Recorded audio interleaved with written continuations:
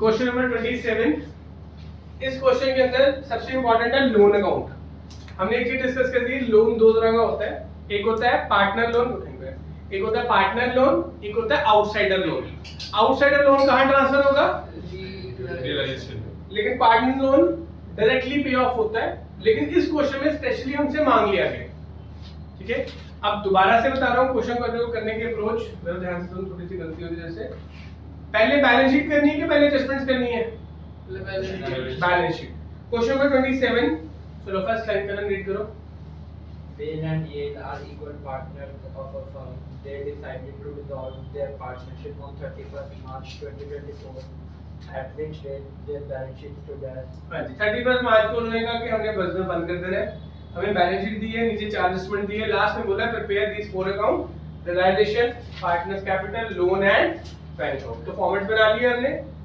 8 number में आता है नॉर्मली ऐसा क्वेश्चन आपको आएगा नहीं, बट इसमें से रैंडमली कोई भी दो तीन अकाउंट्स आ सकते हैं, तो मैं सारे बनाने सीखने पड़ेंगे। ठीक है, चलो बैलेंस शीट शुरू करते हैं एसेट साइड से। चलो एसेट साइड से कहां ट्रांसफर होगा? रियलाइजेशन की कौन सी साइड पे? Debit side. उसकी जनरल एंट्री क्या होती है? जब हम यहां पे क्या लिखेंगे? To sundry assets. क्या लिखेंगे? To sundry assets. तो स्टार्ट करते हैं। सबसे पहले कौन सा है? बिल्डिंग। कितनी वैल्यू है करण? 45,000. करण बोलता है जब तो वैल्यूज। Machinery 15,000. Furniture 12,000. Debtors 8,000. नीचे कितना है? 12,000. डेटर्स 8. Stock 24.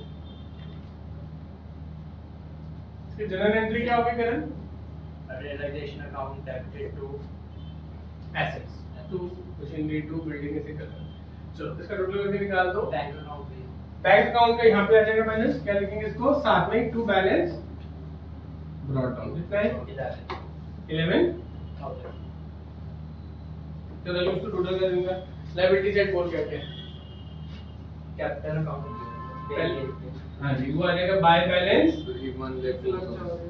Brought down. कितना है? 15,000. 40,000.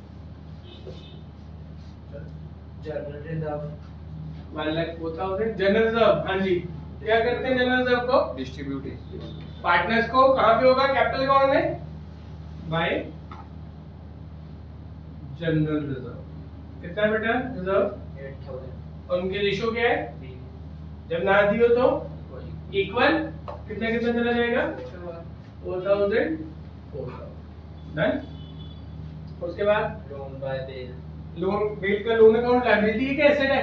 By balance brought लायबिलिटी है, तो फर्म के लिए लायबिलिटी है, तो यहाँ पे आ जाएगा बाय बैलेंस ब्रॉट। कितना है? 3,000. उसके बाद Creditors. Bye sundry liabilities.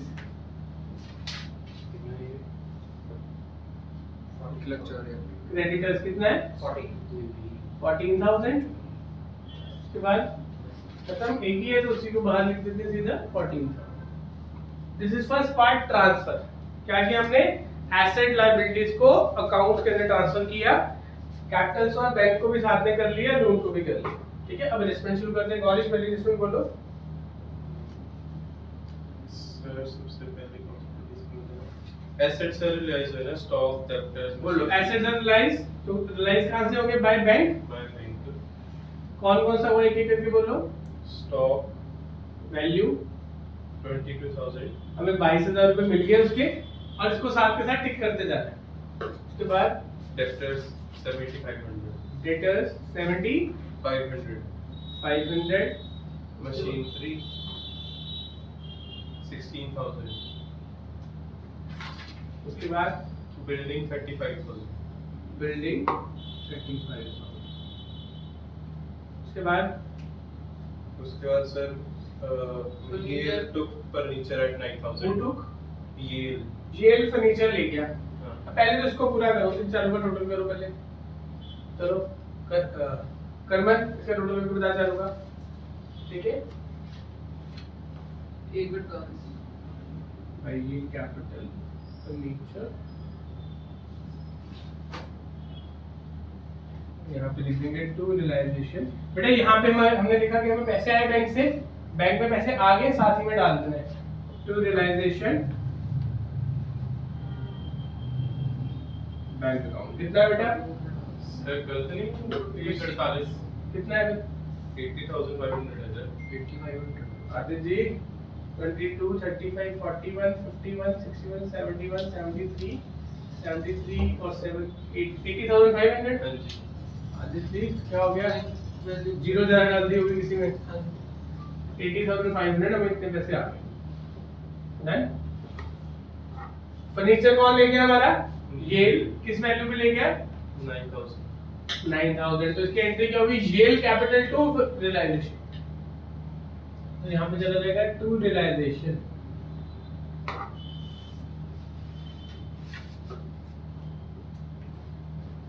कितना रहेगा येल में? 9,000। Done.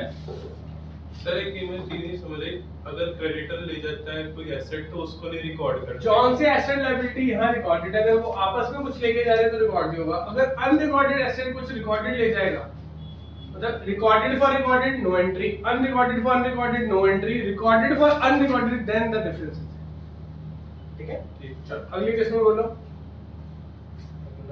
Bail agreed to accept 2,500 in settlement of this. अब ये समझो इंपॉर्टेंट पॉइंट। बेल का लोन कितना था? 3,000। लेकिन उसने कितने पैसे लेने हैं? 25,000। तो टू बैंक कितने पैसे दिए उसको? 25,000। और यहाँ पे आ जाएगा बाय बेल लोन। कितना आ गया? 2500। ठीक है? अगले पैसे आए हैं कि गए हैं बेटा? ठीक है। अब ये अकाउंट को जब हम क्लोज करेंगे तो उसको 3,000 देने थे, उसको दिए कितने? 25,000। अब नॉर्मली क्योंकि एसेट लायबिलिटी यहाँ ट्रांसफर होते हैं इसलिए हम उनको प्रॉफिट लॉस नहीं डालते। बट क्या बेल का लोन हमारा रिलेशन गवर्नमेंट ट्रांसफर था? Anything which is not recorded in the realisation account उसके ऊपर प्रॉफिट लॉस होगा तो वो प्रॉफिट लॉस रिलेशन हो जाएगा। तो यहाँ पे हमें कितने पैसे बचे इसके? तो उसको लिखेंगे टू रियलाइजेशन। यहाँ पे लिखेंगे बाय बेल। पैसे बच गए ना, ये प्रॉफिट हुआ एक तरह का आपका। Difference on the loan settlement. अगर यहाँ पे मान लो हम 4,000 रुपए देने पड़ जाते तो बैलेंस कहाँ आ जाता? यहाँ पे 1,000 रुपए, उसको मैं यहाँ जाता। सर पार्टनर का लोन तो भरा होता ही नहीं कभी भी उसका लेकिन प्रॉफिट लॉस आएगा। पार्टनर का लोन नहीं आता और जितने क्वेश्चन तूने अभी तक किए थे उसमें वो सेम वैल्यू पे करता था। 3,000 था तो 3,000 पे करता था। जब वैल्यू कम ज्यादा पे की जाएगी तो जो डिफरेंस होगा, जैसे कि 500 डिफरेंस था बैलेंसिंग फिगर, ये डिफरेंस यहाँ पे आया हमारा। अगर लॉस हो तो दूसरी साइड। ठीक है? अगली एंट्री बोलो बेटा। सर हर एक में ऐसे करना है? हाँ जी। रियलाइजेशन एक्सपेंसेस में भी अगर होता है? बेटा एक्सपेंसेस तो यहाँ का इसी का पार्ट है। जो चीज लाइसेंस का पार्ट नहीं है, मैंने पहले क्या बोली, जो चीज लाइसेंस का पार्ट है नहीं। उसमें डिफरेंस आएगा। तो साइलेंट करो। चलो लास्ट एडजस्टमेंट डिसोल्यूशन एक्सपेंसेस 2500। तो ये कहां से पे होंगे? बैंक अकाउंट से। तो बैंक अकाउंट डिसोल्यूशन एक्सपेंसेस कितने हैं? 2500। अब क्रेडिटर्स के बारे में कुछ नहीं बताया तो क्या करेंगे? इफ नथिंग इज गिवन तो किस पे पे करेंगे? बुक वैल्यू पे। कौन सी वैल्यू पे? बुक वैल्यू पे पे हो जाएगा 14,000। तो हमारा बैंक से पैसा चला कितना गया? 16,500। और ये यहाँ पे आ जाएगा बाय बैंक लायबिलिटीज पेड। यहाँ पे क्या आया था हमारे पास? एसेट्स। बैंक में बैंक लिख दिया। Bye realisation. बाय रियलाइजेशन कितना आ गया?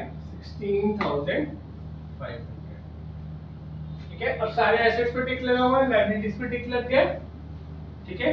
Question is finish. अब करनी कैलकुलेशन। कैलकुलेशन में सबसे पहले क्या निकालेंगे? Realisation profit. ये अकाउंट खत्म हो चुका है, बैलेंस हो गया। इसका टोटल करो। चैप्टर क्रेडिट का कर।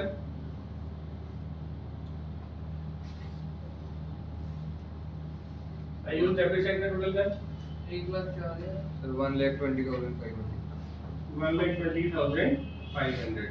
क्रेडिट साइड पे बताओ कितना आया?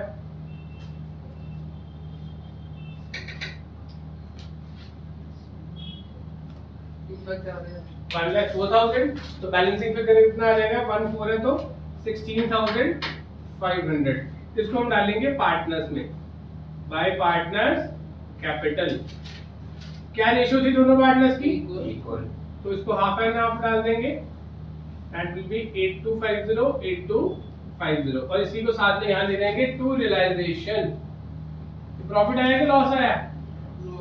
लॉस। कितना लॉस आएगा? 8250 8250। अब इसका बैलेंस निकालो, उसको कहेंगे फाइनल सेटलमेंट। ठीक है,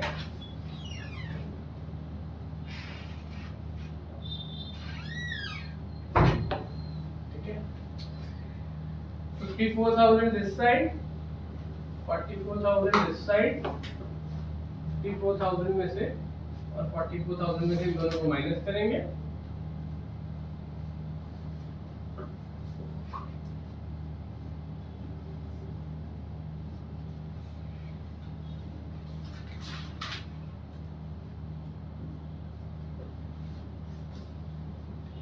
तो हम क्या करने लगे बेटा, इनकी फाइनल सेटलमेंट करने लगे। फाइनल सेटलमेंट में उनको पैसे कितने देने हैं, तो कितने कितने पैसे उनको डिस्ट्रीब्यूशन वाले दिन दे रहे हैं, इसको हम कहेंगे फाइनल सेटलमेंट। ऐसे ही जरा लोन के पैसे इसको मिलेंगे ना? अरे लोन के पैसे मिल तो गए भाई, बिल लोन दोनों कैपिटल अमाउंट में नहीं जाएंगे। ठीक है, आज 54 में से माइनस के कितना आया? 43,750 45 से 45 54 में से 8 गया 46, सॉरी हाँ 46 में से 250 गया 45, और इसमें से 44 में से 9 माइनस किया हमारा 35, 35 में से 8 गया 27, 26750। Yes this is the final amount which is payable to the partners. ठीक है, इसको हम यहाँ पे लिख देंगे 45750 26750। करवन क्रेडिट साइड का टोटल कर बैंक का।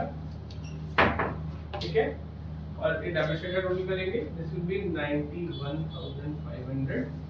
ठीक है, क्रेडिट साइड का टोटल करो करवन, और इसकी क्या वैल्यूज? 16 17 18 19 91,500। नहीं आ रहा, चेक कर लिया। अगर बैंक लोन टैली हो रहा है तो दैट्स हमारा क्वेश्चन। ठीक है, फर्म के पास इतने पैसे थे, कितने पैसे एसेट बेच किया है, ये लायबिलिटीज और लोन पे ऑफ किया, ये पार्टनर्स को डिसोल्यूशन में पैसे दे। ठीक है, इस